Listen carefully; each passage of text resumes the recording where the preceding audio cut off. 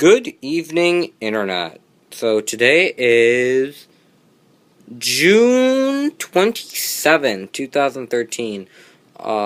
Yesterday's big news was DOMA, the Defense of Marriage Act, which was signed into law by President Clinton in 1996, was struck down by the Supreme Court, which also said California's Prop 8, which banned legalizing gay marriage, was unconstitutional. So I just wanted to give the Internet one more person's view on what this means. So this is Sree Sharma's opinion on where the world is going. Whoa. Okay, so what does this mean? Well, first off, with DOMA being struck down, it means that gay people, by gay I mean the LGBTQ community, will officially receive rights that other married couples that have received from the government. So that's good, because I personally believe in gay marriage. I am for gay marriage. You are gay, you can get married. I have no problem with you. I mean, you're not getting any of... Oh, whatever. Anyway, but I think what's more important, not just DOMA, is what the Supreme Court said about Prop 8, which said that it is unconstitutional. I think this means it means gay marriage is gonna pass. Prop 8 essentially said that, you know what, gay people, you can't ban gay people from getting married. It's not saying you have to legalize gay marriage, but it essentially sends the signal that you can't ban gay marriage, and under the certain circumstances, states they still don't have to legally recognize gay marriage, but gay partnerships are allowed. So what I think that means is you're going to have the Supreme Court is going to have quite a few things to deal with. First of all, is going to be gay rights. That's probably going to be the big issue for the next 5 to 10 years. At least for the next president, he will have to face gay rights, especially during the election season, the campaign. The second major thing that campaigns are going to face, I believe, is going to be legalization of marijuana. After Colorado and Washington State passed it, it's going to become a growing trend. You're going to hear the arguments by health professionals and economists saying marijuana has no side effects, it's a gateway drug.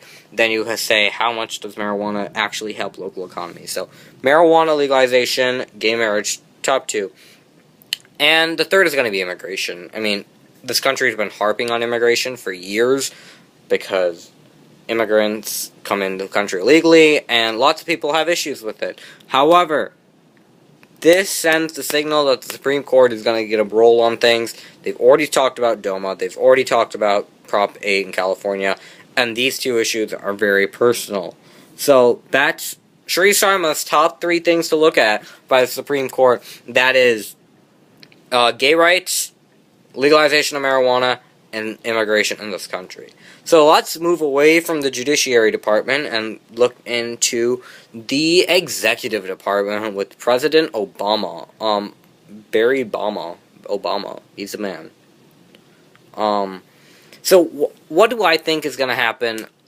Basically, what this has done is it's given the Democratic Party as a whole, not just the president, an enormous base of support. I mean, the Democrats have always had a much stronger support in the LGBT community than the Republicans, but what this does, it really shores it up, and that's really going to be helpful in the midterm elections, So, what I think this does, it shows that the Democratic Party, under the guardianship of Obama, is ready to move forward. I mean, it took 5 years, but hey, he's working on it.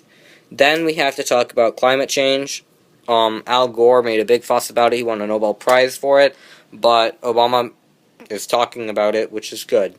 If you don't know, it's all about regulating the amount of CO2 emissions in existing factories, not just factories that are going to be built, but the ones there. So this is going to have an interesting effect. I mean, you're going to hear a lot of complaints from business, and it's going to have a tough time in the legislature, because Congress has issues, this country has issues, and big business is not going to like this. So, but props to the president for, getting the roll on climate change. Al Gore, Stop complaining so much.